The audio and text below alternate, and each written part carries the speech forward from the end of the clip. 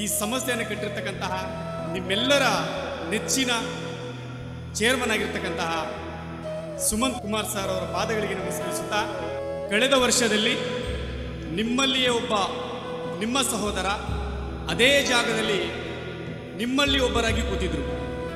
ಅದೇ ಸಹೋದರ ಈಗ ಸಾಧಕರ ಸಾಲಿನಲ್ಲಿ ಈ ವೇದಿಕೆಯ ಮೇಲೆ ಕೂತಿದ್ದಾರೆ. ಅದೇ ರೀತಿ ಮುಂಬರುವ ದಿನಗಳಲ್ಲಿ ತಾವುಗಳು ಕೂಡ ಸಹ ಈ ವೇದಿಕೆಯ ಮೇಲೆ ಬರಬೇಕು.